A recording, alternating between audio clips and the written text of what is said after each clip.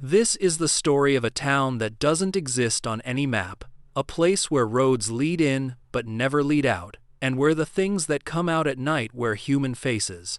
From is one of the most talked about mystery horror series in recent years, holding a 96% score on Rotten Tomatoes across its first season and earning the title of most watched show in the history of MGM+. I'm Alex, and in this video, I'm going to walk through the entire lore of From, starting from the ground up, covering how this place works, who's trapped inside it, what mysteries are buried underneath it, and what the biggest fan theories say about where it's all heading.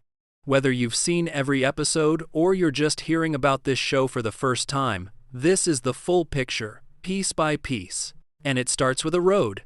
Every single person trapped in Fromville shares the same arrival story. They were driving somewhere, usually on a long stretch of rural road in the middle of nowhere, when they came across a massive fallen tree blocking the way. Crows circle overhead, loud and constant, and the road ahead is completely impassable. So they turn the car around to look for another route, and that's when everything changes.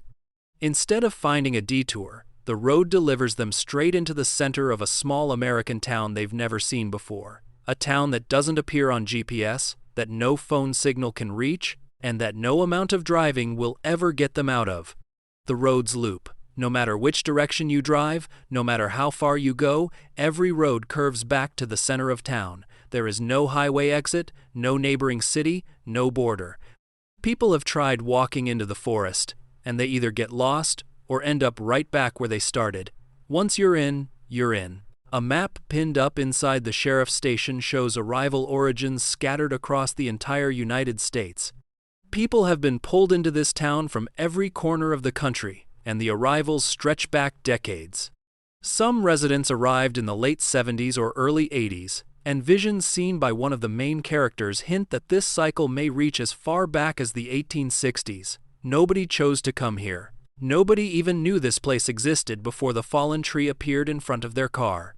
The show's pilot kicks off when the Matthews family, Jim, Tabitha, and their two kids, Julie and Ethan, hit that tree while driving to the Grand Canyon. On the very same day, two more people show up in a second car, a software developer named Jade and his friend Toby. Two cars arriving on the same day is unusual, and the existing residents treat it as a bad sign, almost like the town is hungry and pulling harder than normal.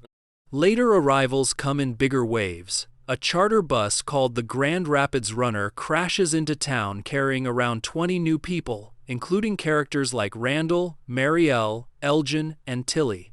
Each wave of arrivals shifts the dynamics, stretches the food supply, and forces the existing residents to reorganize. But the pattern never changes. Fallen tree, crows, a road that loops, and then the sun starts going down. Nightfall in Fromville is when everything becomes about survival. Once the sun sets, creatures emerge from the surrounding forest and walk through town looking for anyone still outside. They call them the monsters or just the creatures, and they look like ordinary people at first glance.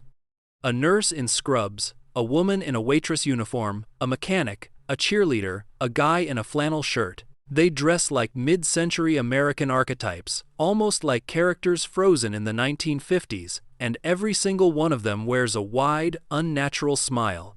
That smile never drops. They approach doors and windows at night and knock politely, speak softly, and ask to be let in. What makes them terrifying is that they know your name. They know personal details about you, about your family, about things they shouldn't have any way of knowing. A creature might stand outside your window and call you by name, mention your dead mother, reference a conversation you had that morning, anything to get you to crack that door open even slightly.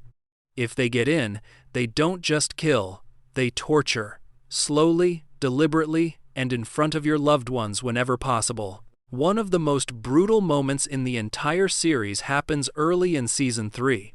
When a resident named Tian Chen is captured by the creatures inside a barn and killed over the course of what feels like an agonizingly long scene, while her son Kenny listens from outside.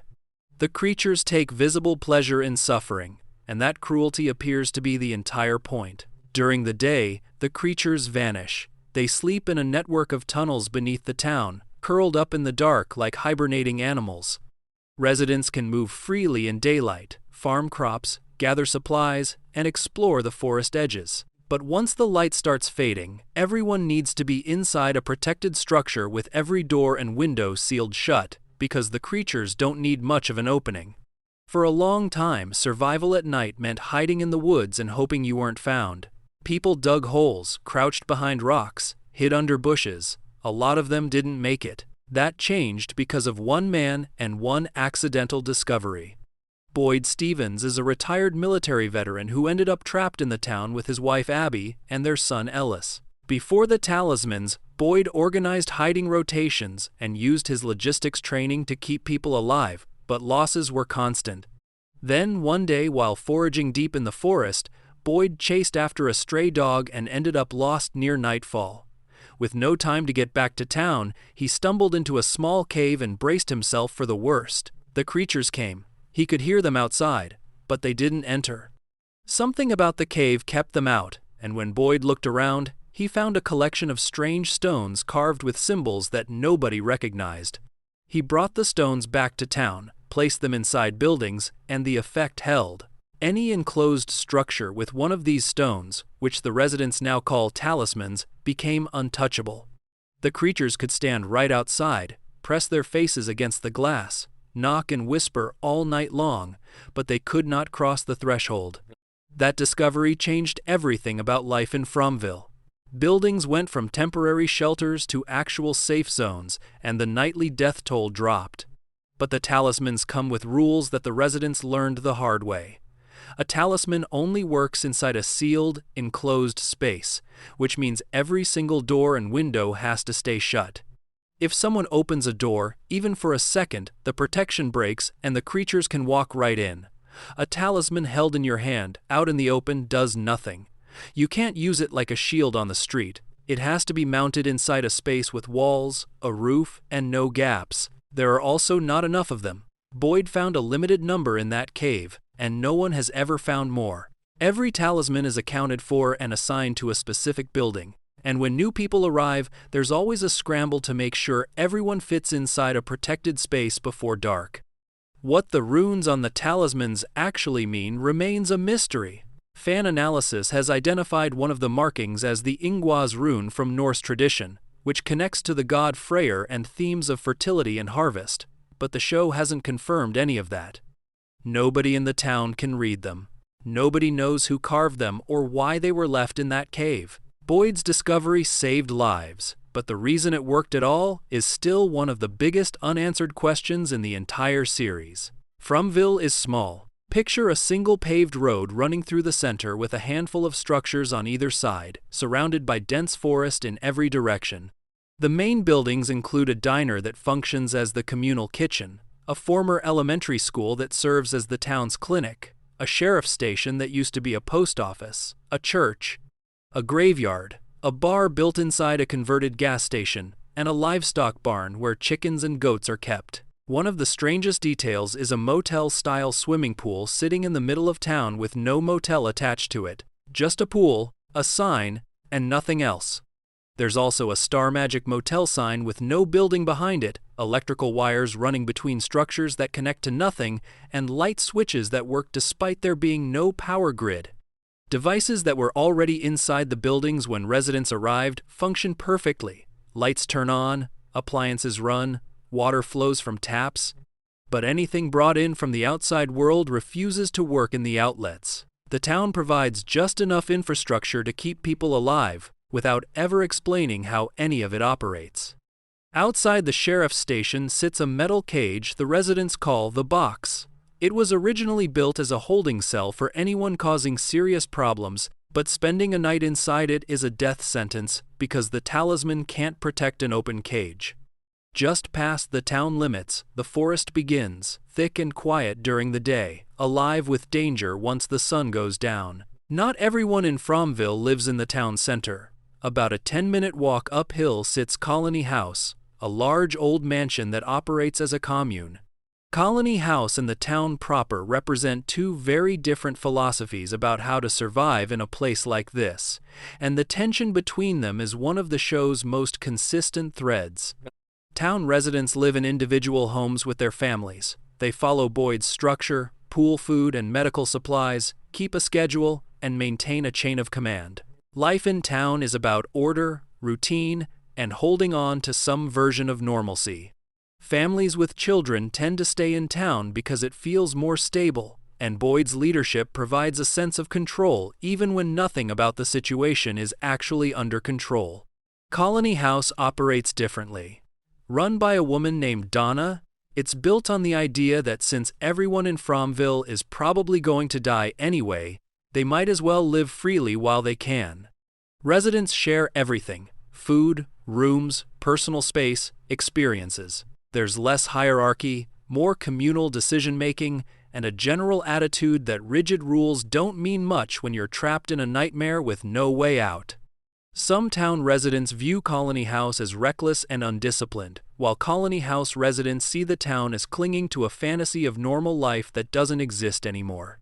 This divide cracked open violently in Season 1, when the creatures got inside Colony House during a party and killed 14 people in a single night. It was the deadliest event since the last known massacre, which happened years earlier and wiped out nearly everyone in town except a child named Victor.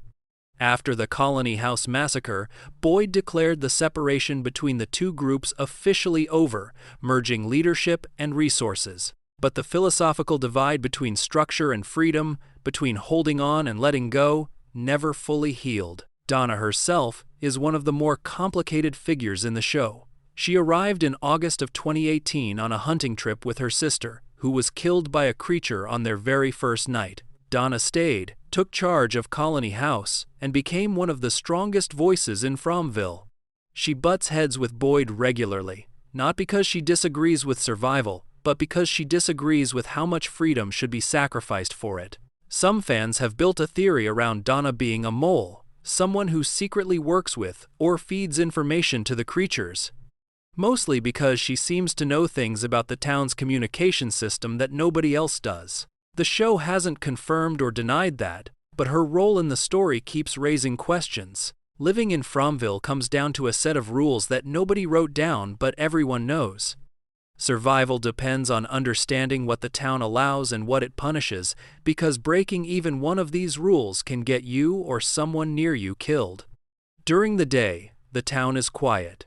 People farm crops near Colony House, tend to the animals in the barn, scavenge for supplies in the forest edges, and try to maintain some version of daily life. Medical emergencies are handled by Christy, a former third-year medical student who serves as the town's only doctor, working out of the clinic with limited supplies and no backup. Food is rationed and shared through the diner, which Tien Chen ran before her death and Bacta took over after.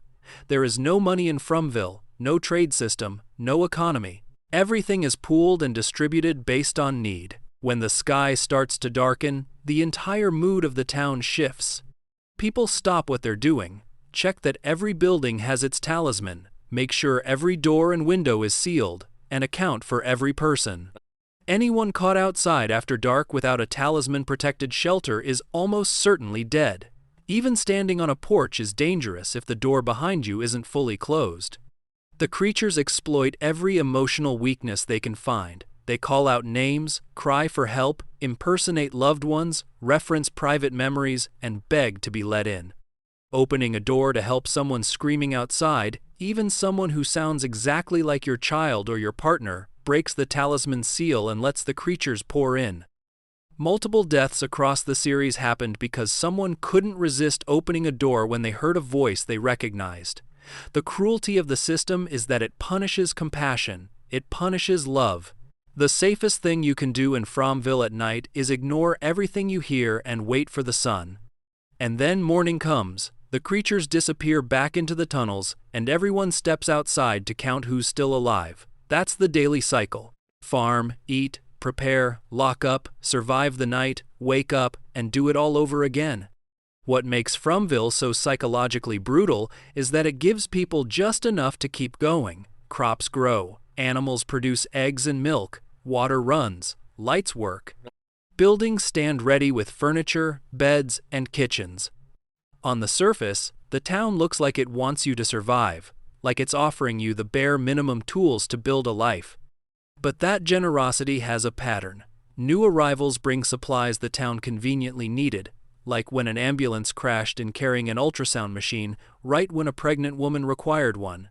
Food appears in quantities that keep people fed but never comfortable. Medical supplies trickle in just enough to keep the clinic running but never enough to handle a real crisis. The town seems designed to maintain a specific level of hope, enough to keep people trying but never enough to let them feel safe. One of the most chilling lines in the series comes from a vision of Boyd's dead wife Abby, who tells him that the forest feeds on hope, not fear. Hope. That idea reframes everything about how Fromville operates. The crops, the talismans, the electricity, the occasional new arrival carrying exactly what was needed, all of it exists to keep people hoping they might escape, because that hope is what the town actually consumes. If everyone gave up and stopped trying, the machine might break. So the town keeps feeding people just enough light to stop them from sitting down in the dark. And with that, you have the full layout of how Fromville operates. A place you enter through a fallen tree, and a road that loops back on itself, where the night belongs to smiling creatures who know your name, where carved stones keep you safe inside four walls, but only if every door stays shut, and where the town itself seems to run on whatever hope you have left. Every character trapped inside this system is fighting to survive it, escape it, or understand it, and that's where the story really begins, with the people. Now that you know how Fromville works, how the roads trap you, how the creatures hunt you, and how the talismans keep you alive behind closed doors, the next question is, who's actually living inside all of this? These are the people stuck in a town with no exit, each carrying their own baggage, their own trauma, and in some cases, a connection to the town's mystery that runs deeper than any of them realize. If Fromville has a backbone, it's Boyd Stevens. Played by Harold Perrineau, Boyd functions as the town's sheriff, mayor, supply manager, and emotional anchor all at once. Before the town claimed him, Boyd spent roughly 30 years in the military as a logistics specialist, a role that earned him the nickname Mr. Fish and Loaves because he could stretch limited resources further than anyone thought possible.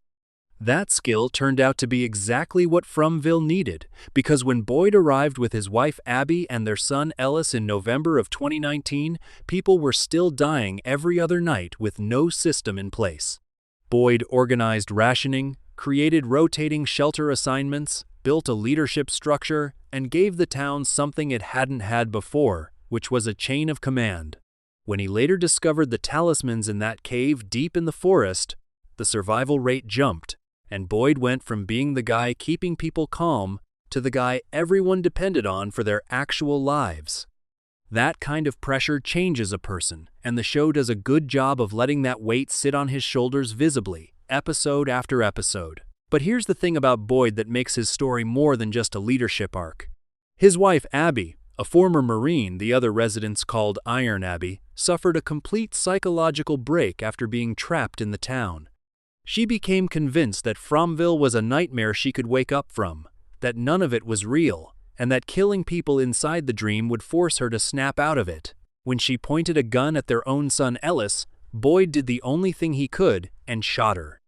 That moment fractured his relationship with Ellis in a way that never fully healed, and it left Boyd carrying the kind of guilt that doesn't go away just because you know you made the right call.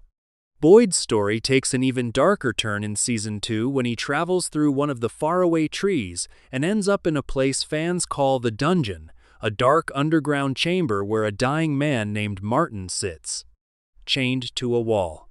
Martin cut Boyd's arm, transferred something through the wound, and told him, "My blood is now your blood."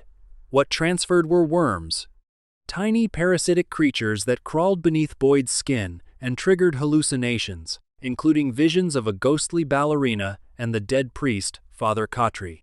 Boyd refused to give Ellis a blood transfusion out of fear the worms would spread, which deepened the rift between them even further.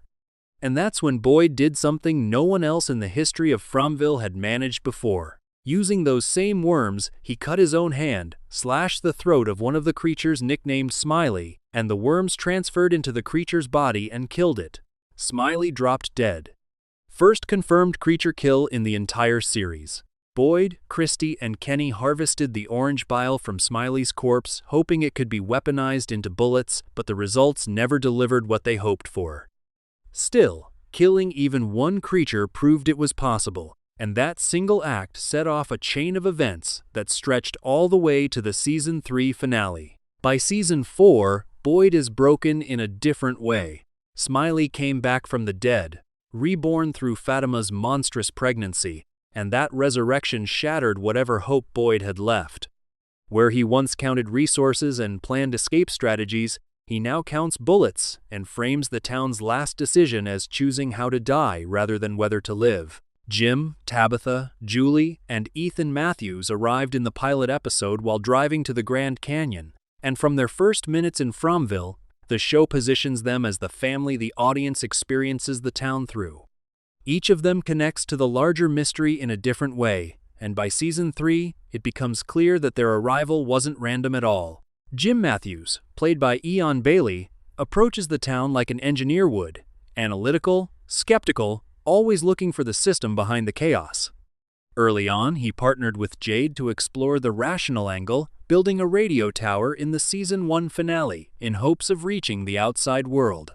A signal came through, but the voice on the other end wasn't a rescuer. It called Jim by name, told him his wife shouldn't be digging that hole, and cut off. That voice haunted the show for 2 full seasons, until the Season 3 finale revealed who was behind it, a revelation that cost Jim his life. The man in yellow, the entity behind the entire town, grabbed Jim by the throat, repeated the radio warning almost word for word, and killed him.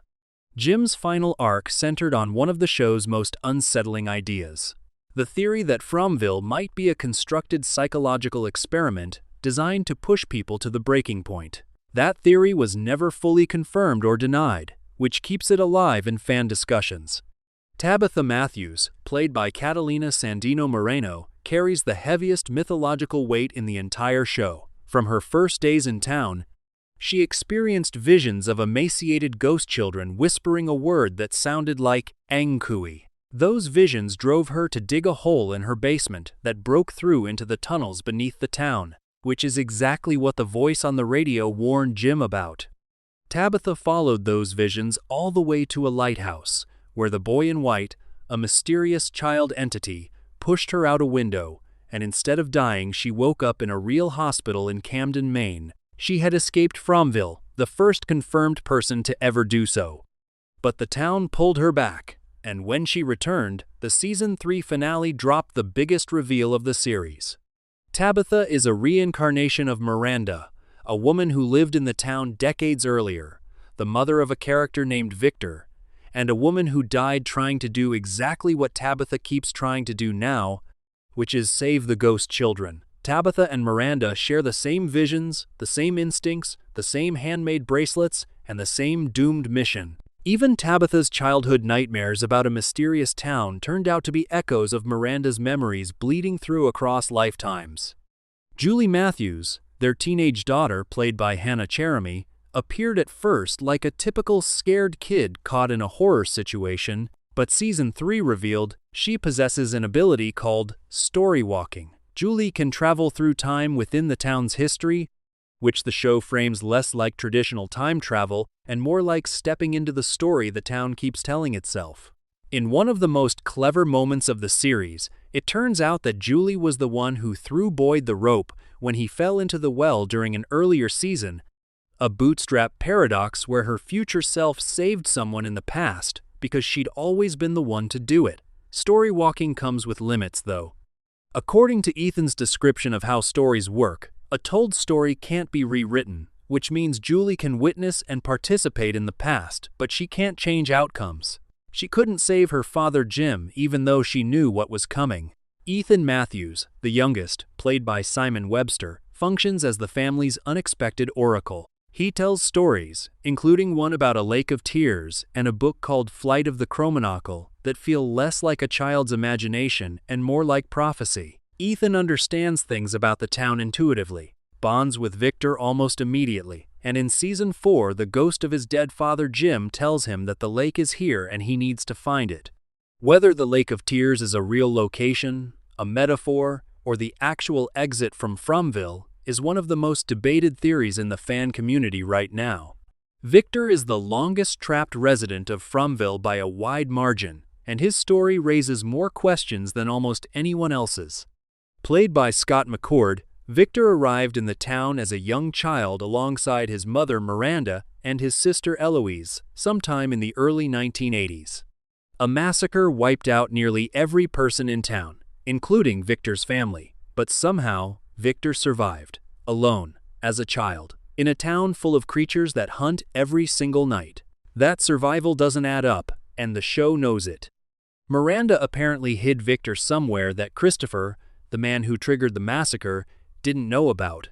But surviving alone for years as a boy with no talismans, no adults, no food system, and no protection stretches belief even by the show's own rules. Victor communicates largely through drawings, behaves in ways that suggest deep emotional stunting from decades of isolation, and holds knowledge about the faraway trees, the tunnels, and the boy in white that no one else possesses. His relationship with the boy in white stretches back to childhood. The boy in white guided Victor, spoke to him, and at times stopped him from taking actions that might have disrupted the town's cycle, like when Victor tried to chop down the bottle tree and the boy in white appeared to stop him. Whether the boy in white protected Victor out of genuine care or because Victor serves a specific role in the town's repeating pattern is one of those questions the show leaves deliberately open. Some fans believe Victor carries suppressed memories that hold the key to everything, memories the boy in white may have deliberately locked away. Sarah's arc is one of the most disturbing in the series. Played by Avery Conrad, Sarah hears voices that no one else can hear, voices that come from the town itself or whatever intelligence operates behind it. In Season 1, those voices convinced her that killing specific people would break the cycle and free everyone. She believed them, killed Kenny's father, and attempted to kill young Ethan Matthews before being stopped. For most of the first season, Sarah looked like a villain, someone who'd snapped under pressure and turned dangerous. But the Season 3 finale reframed her completely. Sarah's attack on Ethan fits into a much older pattern, one where the town compels violence against children because children are the source of the town's power. The voices told Sarah what they needed her to do, not what would actually help anyone. Her ability to hear the town's communication system, to perceive things others can't, and to sense the music box monster before it fully manifested all point to Sarah having a real supernatural connection to Fromville, one that the town exploits by feeding her lies wrapped in just enough truth to be convincing. Jade arrived in the pilot as a wealthy, narcissistic software developer, the kind of person who solves problems by throwing intelligence at them and expects results. Played by David Alpay, Jade latched onto a recurring symbol that kept appearing in his visions, 3 branch-like lines intersecting within a circle, and he spent the better part of 2 seasons trying to decode it through logic.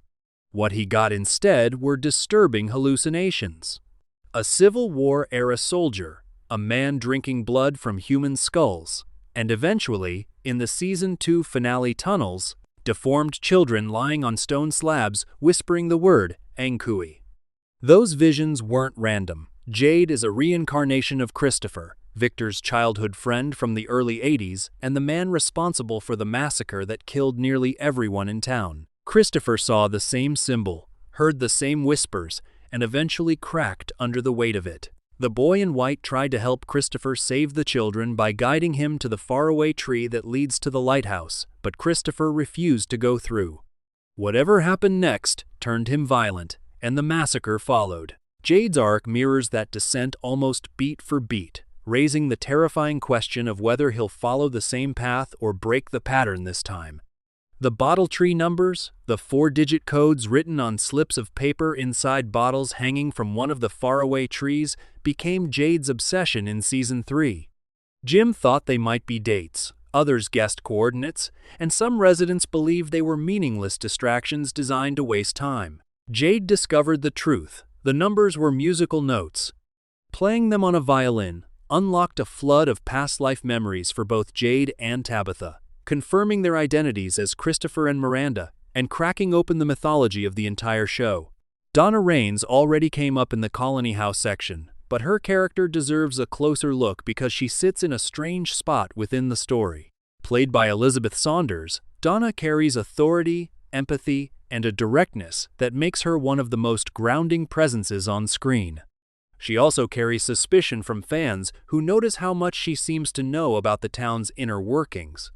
By Season 4, Episode 6, Donna suffers a heart attack and falls into a coma after Boyd performs CPR, which leaves Colony House without its center of gravity at the worst possible time. Fatima and Ellis represent the show's emotional heart and also one of its cruelest twists. Fatima, played by Pega Ghafouri, and Ellis, played by Cortion Moore, fell in love inside Fromville and became one of the few sources of genuine warmth in the show. Fatima had been told she couldn't have children, which made her unexpected pregnancy feel like a miracle at first. That feeling didn't last. Her cravings turned grotesque, shifting from rotten vegetables to human blood, and an ultrasound revealed no visible baby. A ghost called the Kimono Woman manipulated another resident, Elgin, into kidnapping Fatima, promising that her baby would free everyone from the town. What Fatima actually delivered was a fleshy sack that the Kimono Woman carried into the tunnels, where the creatures gathered around it and Smiley emerged fully regrown. The town had used Fatima's body to rebuild a creature Boyd had killed, confirming that the monsters can't truly die. They just get reborn through the people they're tormenting. Fatima's own words after witnessing what happened in the tunnels carry some of the heaviest weight in the entire series. She told Ellis that she saw what those things really are, that they sacrificed their children because something promised them they would live forever. Kenny Liu, played by Ricky He, functions as Boyd's most loyal deputy and the show's moral conscience. Kenny lost his father to Sarah's attack in Season 1, and then lost his mother Tian Chen to the creature's torture in Season 3. Two parents killed by two different forces within the same nightmare. That double loss makes Kenny one of the most tragic figures in the cast, and the fact that he keeps going, keeps helping, keeps standing next to Boyd, says everything about who he is without the show ever needing to spell it out. Christy Miller, played by Chloe Van Landschoot, keeps people alive with almost nothing to work with. A former third-year medical student, Christy performs surgeries, sets bones, delivers impossible news, and even conducted the autopsy on Smiley's corpse, which revealed a desiccated but unmistakably human-like anatomy beneath the creature's exterior.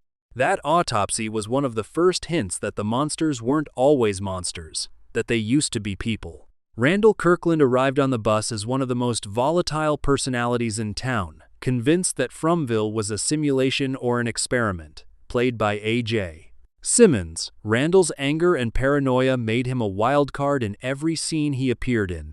The music box monster targeted him along with Julie and Marielle in Season 2, putting all three into a comatose state where they experienced being chained in the dungeon while their real bodies slowly deteriorated. Boyd smashed the music box to free them, but the experience left marks. Season 4 confirmed that Randall is not a storywalker, debunking a popular theory that all three music box victims gained that ability. Julie alone carries that power. Father Khatri, the town's priest, played by Sean Majumder, was killed in Season 1 but continues to appear as a vision or hallucination that speaks to Boyd, functioning as his conscience and occasionally pushing him toward decisions the town seems to want him to make. Whether the ghost of Khatri is genuinely Khatri's spirit, a projection from Boyd's own guilt, or something the town itself generates to manipulate him, is another layer of ambiguity the show refuses to resolve cleanly. And then there's Henry Kavanaugh, Victor's father, played by Robert Joy. Henry lived alone in Camden, Maine for roughly 40 years after losing his wife Miranda and his children to Fromville. Tabitha tracked him down in the outside world, and his knowledge of Miranda's bottle tree art installations and her obsession with the ghost children became a bridge between the past cycle and the present one. In Season 4, the man in yellow, now disguised as the newcomer Sophia, appears to be targeting Henry directly, dripping her blood into his drink in what looks like the early stages of creating a new thrall. Every character in Fromville occupies a specific position in the town's machinery, and the deeper the show goes, the clearer it becomes that none of them arrived by accident. Boyd as the protector, Tabitha and Jade as the reincarnated saviors, Julie as the storywalker, Sarah as the receiver, Victor as the keeper of memory, Ethan as the storyteller whose stories keep turning out to be true. Whether the town assigned them these roles or whether these roles exist because the same souls keep cycling through the same pattern is the question that drives everything in the second half of this video, starting with the mysteries themselves. This is where From stops being a survival story and turns into something much stranger. Up to this point, we've covered the rules of the town and the people stuck inside it, but underneath all of that sits a mythology that stretches back centuries, involves reincarnation, child sacrifice, time travel, and at least two supernatural entities fighting over the fate of everyone trapped in Fromville. These are the mysteries the show has been building since episode 1, some answered, some half-answered, and some still completely open. The faraway trees. Scattered through the forest surrounding Fromville are trees that look mostly like ordinary trees except for a hollow opening at the base. Step inside one, and you get teleported somewhere else. Victor named them faraway trees after a children's book series, and he's known about them longer than anyone currently alive in the town. He demonstrated how they worked to young Ethan by dropping a rock into the hollow, and seconds later that same rock fell from the sky right next to them, having traveled through some invisible channel and come out somewhere completely different. Where a faraway tree sends you appears to be unpredictable, or at least unpredictable from the perspective of the person entering it. Victor used one to send Julie to the root cellar. Boyd entered one and ended up in the dungeon, the underground chamber where Martin sat chained and dying. Sarah stepped through and landed back in town. Tabitha went through the bottle tree and arrived at the lighthouse. Whether the destination is random, chosen by the town, or somehow tied to the traveler's role in the larger story is never confirmed outright, but the pattern suggests the town sends people exactly where it wants them. And the trees are dangerous. A resident named Dale stepped into one and materialized inside the solid concrete wall of the motel swimming pool. His body fused with the structure, crushed and killed instantly. That death proved the trees don't just move people gently from point to point. Whatever mechanism drives the teleportation can place you inside a wall, underground, or in midair just as easily as it can land you safely in a clearing. The origin of the faraway trees connects to the deepest layer of the show's mythology. According to the Season 3 reveals, the sacrificed children poured their hope into the roots as they died, and those roots grew into both the symbol Jade keeps seeing and the faraway trees themselves. That means the trees are literally built from the dying hope of murdered children, which reframes every single trip through a faraway tree as a journey powered by ancient suffering. The bottle tree. One faraway tree stands apart from the rest because someone decorated it. Glass bottles hang from its branches, and inside each bottle sits a slip of paper with a 4-digit number written on it. Some numbers appear normal, like 1,864 or 2,659. Others are written backwards, flipped, in cursive, or exceed 4 digits entirely. This tree always sends travelers to the same destination, the lighthouse, which makes it unique among the faraway trees. Victor found his mother Miranda's body near the bottle tree, a detail that carries extra weight once you learn who Miranda actually was. Jim Matthews spent time studying the numbers and theorized they might be dates or coordinates. Other residents believed they were meaningless, just another trick the town uses to waste people's time and energy. Jade became obsessed with cracking the code, spending most of Season 3 cross-referencing the numbers against every system he could think of. And that's when the real answer surfaced. Jade discovered that the numbers corresponded to musical notes. Playing the sequence on a violin produced a melody that triggered a cascade of recovered memories for both Jade and Tabitha, unlocking their awareness of their past lives as Christopher and Miranda. The bottle tree turned out to be a message left across time, not a puzzle of logic, but a piece of music designed to awaken the two people who needed to remember what happened before. Miranda, before arriving in Fromville, created bottle tree art installations near her hometown of Camden, Maine. Whether she did that because her subconscious already carried echoes of the town or because the town's influence reached her even in the outside world is another question the show leaves unanswered. Either way, The bottle tree connects the outside world, the faraway trees, the lighthouse, and the reincarnation cycle into a single thread that runs through the entire series. The Ang Kui children. Ang Kui is a word whispered by ghostly, emaciated children who appear in visions to Tabitha, Jade, and occasionally other characters. For 2 seasons, the word sounded like gibberish, and fans spent hundreds of hours trying to decode it. Some connected it to the Anku, a figure from Breton and Celtic mythology who personifies death and collects souls at crossroads and in woodlands. That phonetic similarity feels intentional, but the show eventually confirmed a simpler meaning. Ang Kui means remember. These children are the ones who were sacrificed. A long time ago, the original residents of the town made a deal with an entity, what the show frames as the Man in Yellow, who promised them eternal life in exchange for killing their own children. The children were laid on stone slabs in the tunnels beneath the town, and before they died, a loved one told each of them a story meant to give them hope. As they were killed, the children poured that hope into the roots around them, and those roots grew into the faraway trees and formed the shape of the symbol. Their ghosts now wander the edges of the story, whispering, "Remember," to anyone who might be able to save them, which across multiple cycles has always been the reincarnated versions of Miranda and Christopher, meaning Tabitha and Jade. What saving them actually looks like remains one of the biggest open questions in the series. Tabitha believed reaching the lighthouse and freeing the children's spirits would break the cycle and release everyone. Miranda believed the same thing before her. Both failed. Whether saving the children means literally releasing their souls, reversing the sacrifice, killing the Man in Yellow, or something else entirely is what the final 2 seasons presumably need to answer. The tunnels. Beneath Fromville runs a network of tunnels where the creatures sleep during the day, curled in the dark like dormant animals. Tabitha broke into these tunnels by digging a hole in her basement floor, which is what the voice on the radio warned Jim about when it told him his wife shouldn't be digging that hole. The tunnels contain the stone slabs where the children were sacrificed, and deep inside them sits a clearing where tree roots form the exact pattern of Jade's symbol, illuminated by light pouring through a natural skylight overhead. The tunnels serve multiple functions in the story. They're the creature's nest. They're the burial ground of the sacrificed children. They house the root structure that connects the faraway trees. And they appear to contain pathways that lead to other locations, including the dungeon where Martin was chained and possibly the lighthouse itself.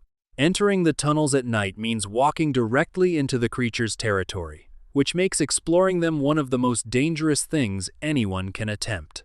Boyd ventured in during Season 4, smashing through a basement wall with a sledgehammer after the ghost of Father Kotri pushed him toward it, and whatever he finds down there is still unfolding. The lighthouse. The lighthouse sits at the end of the Bottle Tree's teleportation path and functions as one of the most symbolically loaded locations in the entire series. Both Miranda and Tabitha were drawn to it through visions, believing that reaching it and freeing the children from whatever holds them would break the cycle and allow escape. Miranda died before she could complete the task. Tabitha reached the top, where the boy in white appeared, apologized to her, and pushed her out the window. Instead of hitting the ground, she woke up in a hospital in the real world. That detail turns the lighthouse into a confirmed exit point, or at least a conditional one. Tabitha escaped, but she was pulled back. Dates are scrawled on the lighthouse walls, another set of numbers fans track obsessively, and the lighthouse seems to exist in a space that bridges Fromville and the outside world. It connects to the Bottle Tree, the Faraway Tree Network, the children's spirits, and the Boy in White's agenda. If the Bottle Tree is the key, the lighthouse is the door, and figuring out how to walk through it without being pulled back is likely the endgame of the entire series. The Boy in White. A child-sized entity who appears in clean white clothing, the Boy in White occupies the most ambiguous moral position in the show. For 3 seasons, he's guided residents at critical moments, showing up to offer cryptic advice, steer people toward discoveries, and occasionally intervene physically, like when he pushed Tabitha out of the lighthouse to save her life. Victor has known him since childhood, and their relationship feels almost paternal in reverse, with this ageless child watching over a grown man who was once a scared little boy hiding from monsters. His most famous line, delivered to Christopher years ago, set the framework for the entire mystery. The answers to the end are in the beginning. What he meant was that the children's story, the original sacrifice, the roots, and the hope that created the trees and the symbol, all of that is the beginning, and understanding it fully is the only way to reach the end and break free. He told Christopher to travel through the faraway tree to the lighthouse to save the children, but Christopher refused, and the massacre followed. But here's the thing about the boy in white that keeps the fan community split. His appearances consistently precede tragedy. Miranda died after following his guidance. Christopher snapped after speaking with him. The Colony House massacre happened in the timeline where the boy in white was active. Tabitha escaped only to be dragged back. And when Victor tried to chop down the bottle tree, an act that might have disrupted the cycle, the boy in white stopped him, insisting the tree was important without explaining why. Every time someone gets close to real answers, the boy in white shows up to nudge them in a slightly different direction, and the result is always more suffering before any progress.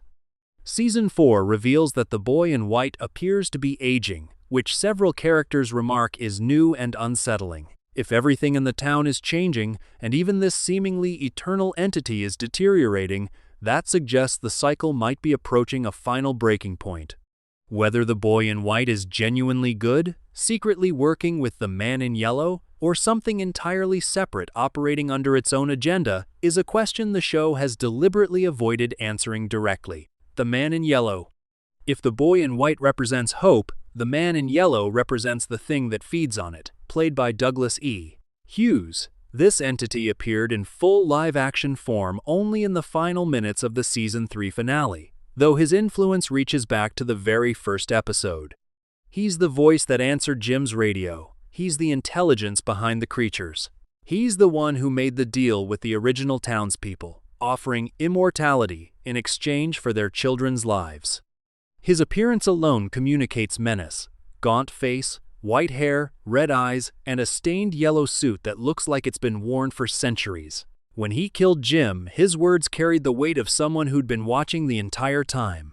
It didn't have to happen, you know. Knowledge comes with a cost. Then he repeated the radio warning from 2 seasons earlier, word for word, confirming he'd been the voice all along. That moment connected the Season 1 cliffhanger directly to the Season 3 finale in one of the cleanest payoffs the show has delivered. Season 4 opened with the man in yellow shedding his suit and his skin, literally transforming into a young woman named Sophia, played by Julia Doyle, who crashed into town posing as a sheltered pastor's daughter alongside an injured pastor. By the end of the premiere, the man in yellow revealed himself through Sophia, smothered the pastor, and whispered that his favorite part of the cycle is when they tear themselves apart. That transformation confirmed a theory fans had held for months, that the real threat was never the creatures outside, but a shapeshifter hiding among the residents, turning trust into paranoia. Fan readings of the man in yellow pull from multiple sources. Some view him as a literal devil figure, which aligns with the sacrifice for immortality bargain. Others connect him to Hastur, the king in yellow from the Cthulhu mythos, an eldritch entity associated with madness and yellow fabric. A smaller group links him to Dr. Mabuse, a fictional character from a 1921 novel and Fritz Lang's films, a master of disguise, hypnosis, and consciousness transfer whose name appears on medical equipment inside the town's clinic. Whether any of those references are intentional Easter eggs or coincidental pattern matching, they all point to the same idea. The man in yellow is old, intelligent, and enjoys the game far more than any outcome. The music box. Hidden in the dungeon alongside Martin's chains, a music box plays a nursery rhyme that activates what fans call the music box monster. The rhyme goes, "They come for 3 unless you stop the melody." In Season 2, 3 residents, Julie, Randall, and Marielle, fell into simultaneous comas after the music box activated, their bodies deteriorating in the real world while their consciousness experienced being chained inside the dungeon. A dying resident named Paula repeated another verse before her death. "They touch, they break, they steal, no one here is free." Boyd raced to destroy the music box, guided by a vision of Abby who warned him that hope is what feeds the forest, not fear. Smashing the box freed all 3 victims, but Abby's ghost also warned that interfering with the town's processes might trigger something worse. Whether Boyd's destruction of the music box has consequences that haven't surfaced yet is still an open thread. Cicadas swarmed Smiley's corpse after Boyd killed it, and cicada imagery follows the music box monster throughout the show, tying insects, sound, and death into a recurring motif. The symbol. 3 branch-like lines intersecting within a circle. Jade sees it everywhere. Christopher saw it before him. Cave drawings depicted alongside a shape fans call the red jellyfish. The symbol's true nature, revealed in the Season 2 finale tunnels, is a pattern formed by real tree roots growing over the clearing where the children were sacrificed. Light from a natural skylight above projects the root pattern onto the stone slabs below, creating the shape Jade has been sketching obsessively. Since the roots grew from the children's dying hope and became the faraway trees, the symbol functions as a kind of map or blueprint of the town's supernatural infrastructure. Some fans read it literally as a diagram of the faraway tree network. Others see it as a seal holding the children's spirits in place. Jade's obsession with decoding it mirrors Christopher's identical obsession decades earlier, which reinforces the reincarnation loop and raises a troubling possibility. The symbol might not be something you solve. It might be something that solves you, drawing the right people toward it until they either break the cycle or break themselves. Miranda and Christopher, the cycle. Everything in the show converges on one reveal. Tabitha is Miranda, Jade is Christopher. They've lived before, died before, and come back to try again.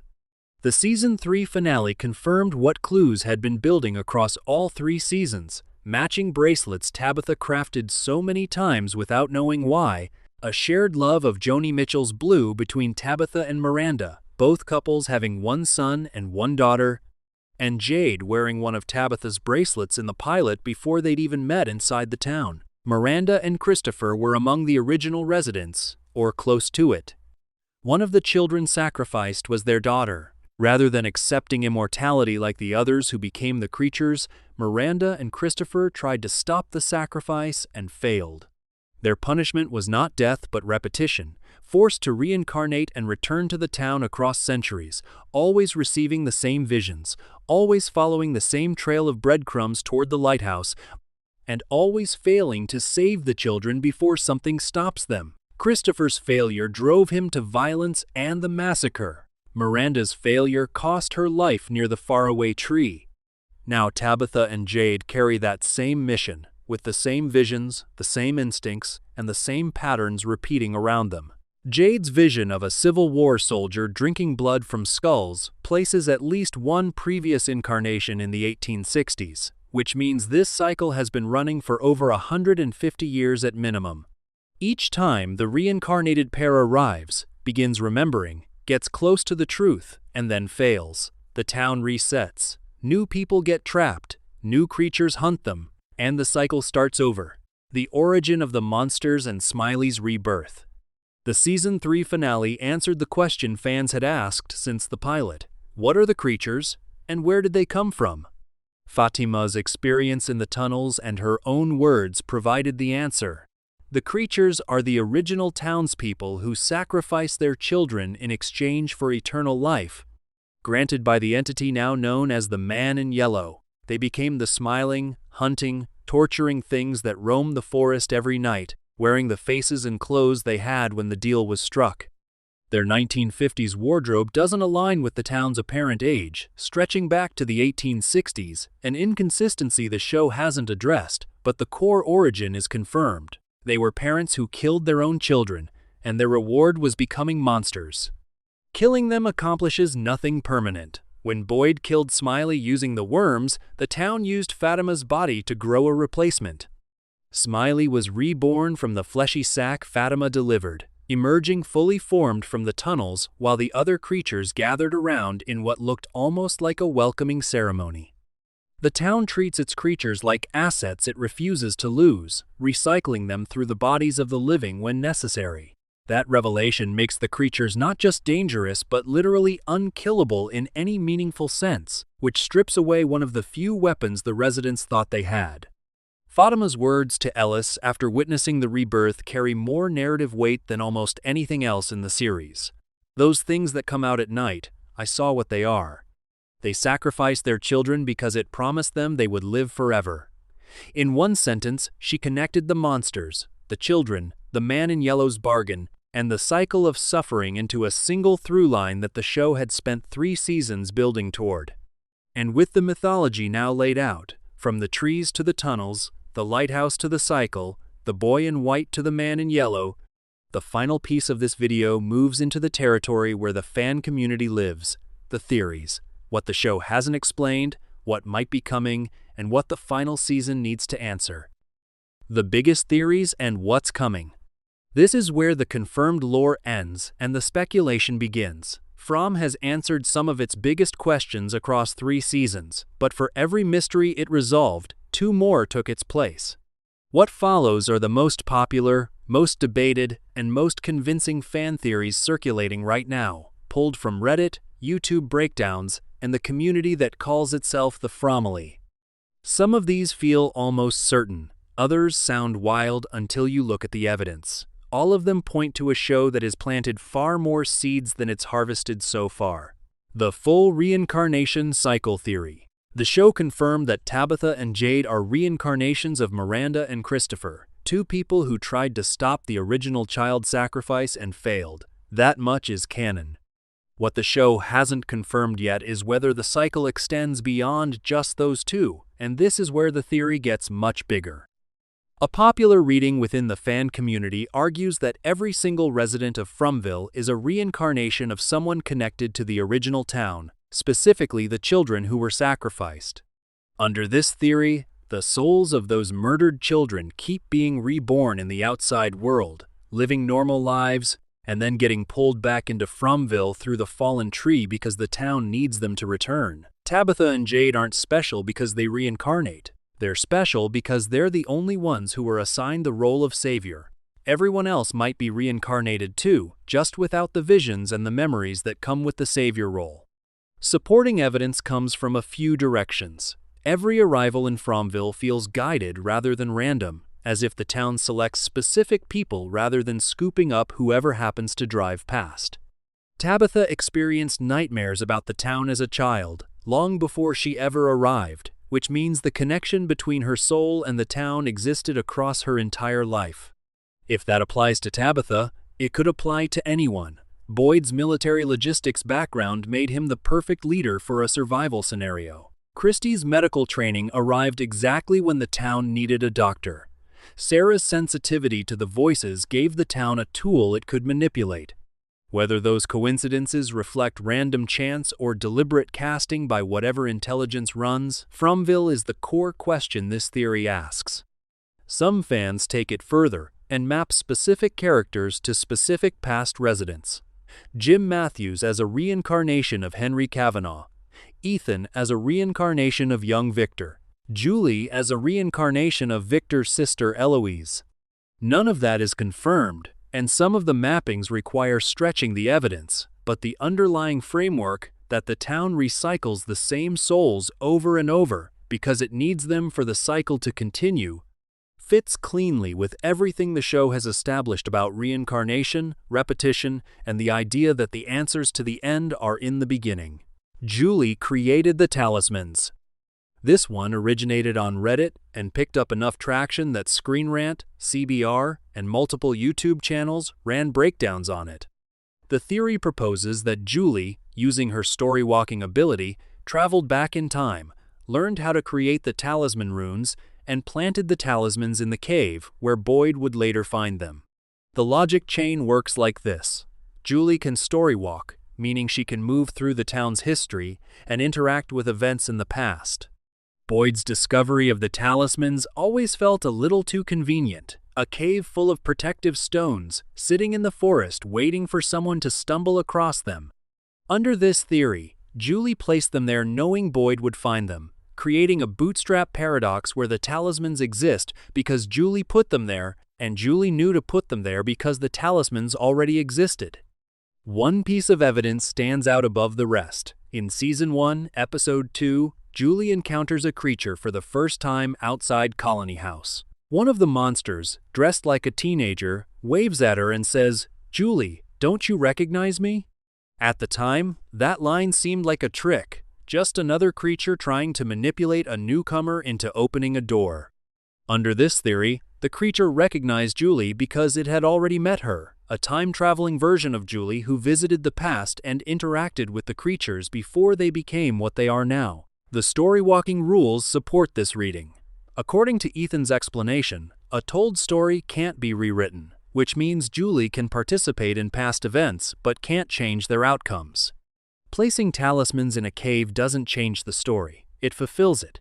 Boyd was always going to find those stones because Julie was always the one who left them. That kind of closed-loop causality fits perfectly with how the show treats time. The Cursed Ritual Site Theory. Before the reincarnation reveal, one of the earliest and most persistent theories held that Fromville sits on top of an ancient ritual ground where something went catastrophically wrong. The sacrificial stone slabs in the tunnels, Jade's visions of blood being drunk from human skulls, cave art depicting strange symbols, and the apparent age of the town stretching back well past the 1860s all feed into this reading. Under this theory, the town itself is the curse. Whatever ceremony the original inhabitants performed, whether it involved the man in yellow from the beginning or whether the ritual accidentally summoned him, turned the land into a trap that has been swallowing people ever since. Every generation of arrivals is just the curse continuing to feed, pulling in new souls to suffer, die, and fuel whatever supernatural engine the ritual set in motion. The Season 3 revelations about the child sacrifice and the immortality bargain overlap heavily with this theory but don't completely replace it. Knowing that the monsters were once parents who killed their children explains what the ritual was, but it doesn't explain why the land itself has power. Why do the roads loop? Why does electricity work without a grid? Why do the faraway trees exist in a forest that shouldn't contain anything supernatural? The ritual explains the monsters and the cycle, but the land's own properties suggest something older and deeper is at work beneath even the man in yellow's bargain. The talismans don't really work. This theory flips one of the show's foundational rules on its head. What if the talismans don't actually repel the creatures, and the creatures simply choose not to enter buildings where talismans are posted? Because allowing people to feel safe at night serves the town's larger purpose. Evidence accumulates quietly across the series. The creatures broke pattern in Season 3 by waiting inside the barn before Boyd and Tien Chen arrived, which means they can enter talisman-protected spaces if the conditions are right or if they simply decide to.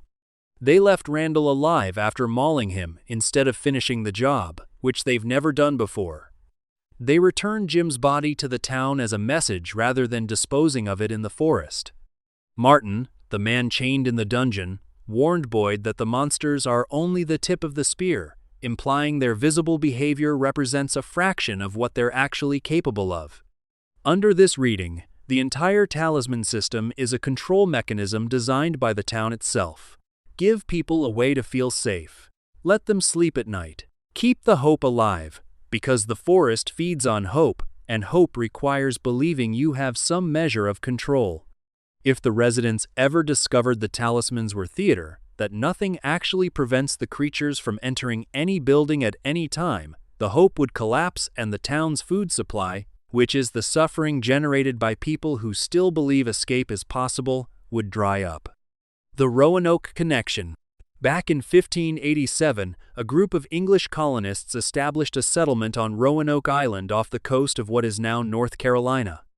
When Governor John White returned in August of 1590 after a supply trip to England, roughly 100 settlers had vanished. All that remained were the word Croatoan carved into a post and the letters CRO etched into a nearby tree.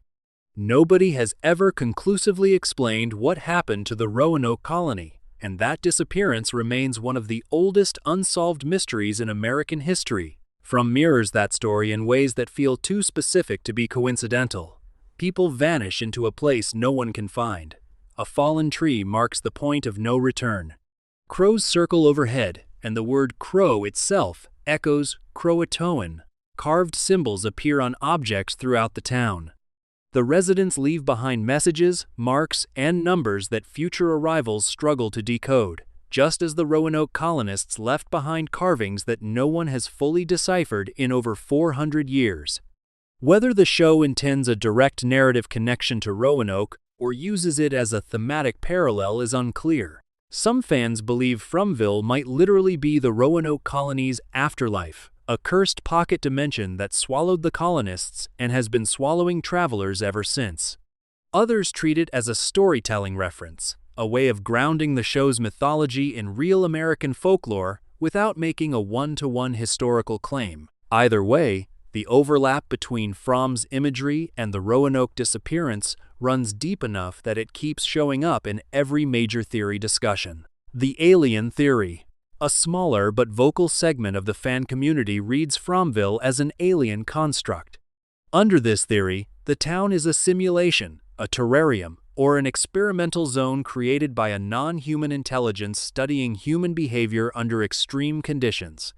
Jim's theory that the town is a constructed test aligns with this, and Randall's insistence early in Season 2 that none of it was real and that the whole thing felt like a simulation fed into the same line of thinking.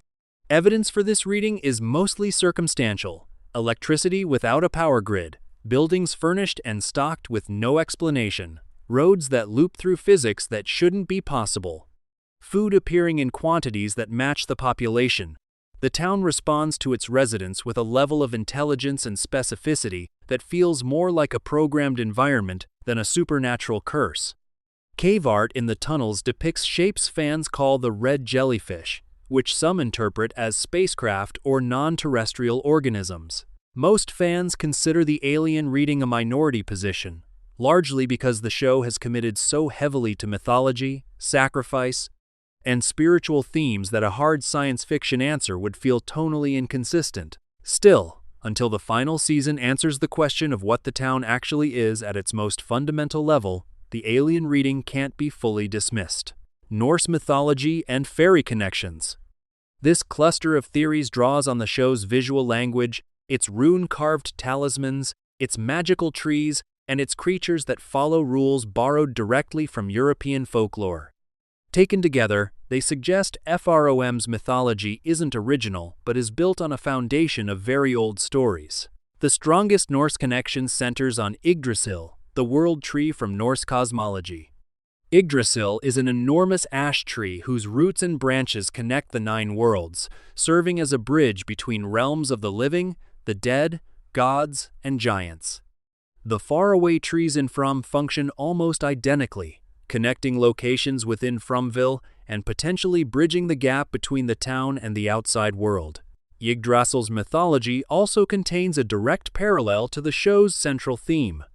Odin, the chief of the Norse gods, hanged himself on Yggdrasil for 9 nights and 9 days, sacrificing himself to himself in exchange for the wisdom of the runes, sacrifice for knowledge. That exact exchange drives Fromm's entire story. The man in yellow promised immortality in exchange for children's lives. Knowledge comes with a cost. The runes on the talismans might be literal Norse runes, with the Ingwaz symbol connecting to Freyr, the god of fertility and harvest, tying into the town's crops, livestock, and Fatima's monstrous pregnancy. Celtic mythology provides another layer. The creatures share traits with the Fae, the fairy folk of Irish, Scottish, and Breton tradition. Fae beings lure mortals with sweet voices and false appearances. They require an invitation to enter a home. Eating food from the fairy realm binds you to it permanently. Fae are sometimes described as spirits of the dead, and the fairy realm itself is often synonymous with the land of the dead. All of those rules map onto From's creatures and the town's properties with eerie precision. The word Ankui, despite the show confirming it means remember, carries a phonetic echo of the Anku, the Breton personification of death. In Celtic folklore, the Anku is a psychopomp, a figure who harvests souls at crossroads, in woodlands, and in liminal spaces between the living world and the dead one.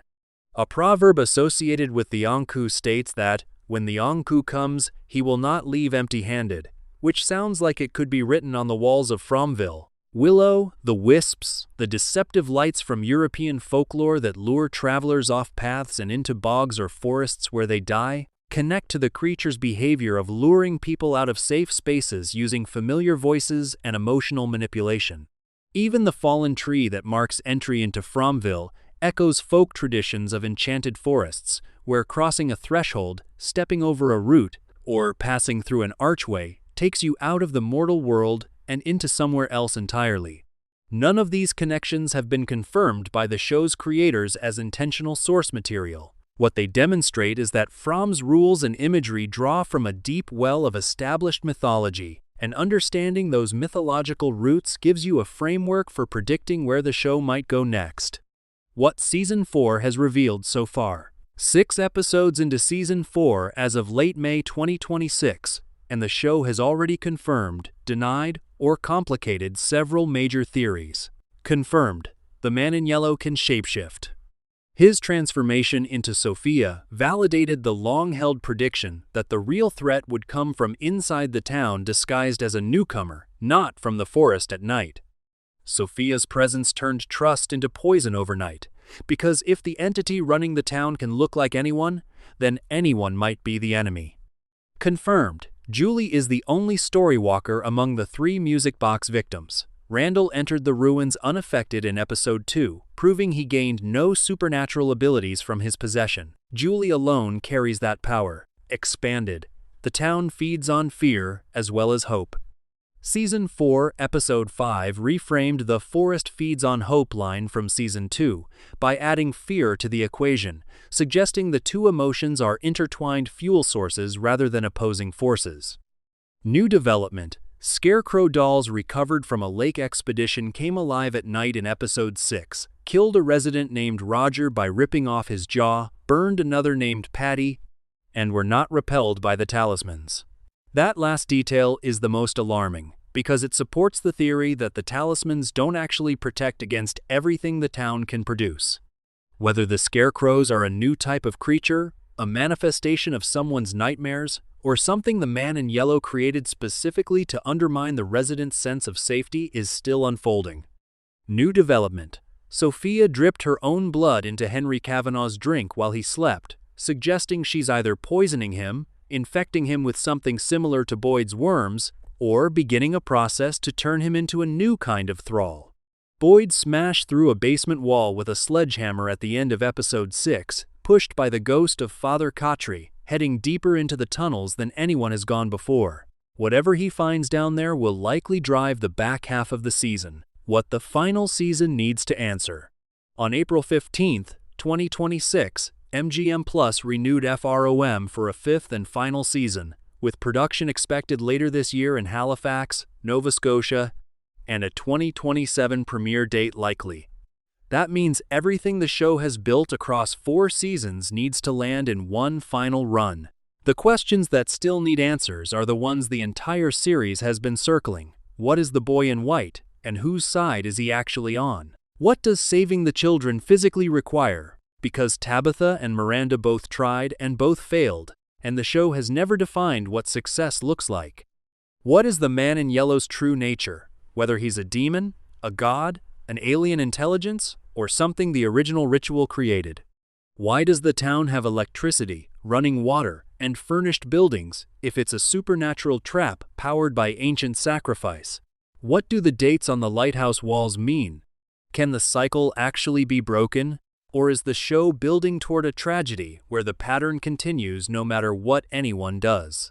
Ethan's Lake of Tears, the story he told early in the series that now appears to be manifesting as a real location inside the town, might be the final piece. Ghost Jim told Ethan in Season 4 that the lake is here and that Ethan needs to find it. If the Lake of Tears is the actual exit from Fromville, then the show's endgame might center on reaching it, surviving whatever guards it, and choosing whether to walk through. The producer's statement after the Season 5 renewal reads like a promise and a warning at the same time. We are wildly excited to announce that we've officially begun work on Season 5, which means questions will be answered, answers will be questioned.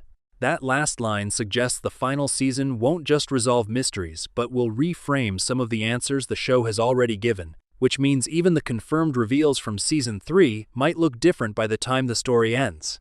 That's over 1 hour of From the Fallen Tree to the final season. Every rule the town enforces, every character trapped inside it, every mystery buried beneath it, and every theory the fan community has built trying to figure out what it all means.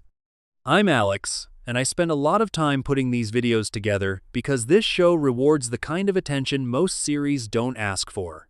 If you made it this far, or if you're drifting off right now with this playing in the background, either way, I appreciate you being here. New videos are coming, each one covering different theories, different angles, and different pieces of the puzzle. Subscribe if you want to catch them, and I'll see you in the next one.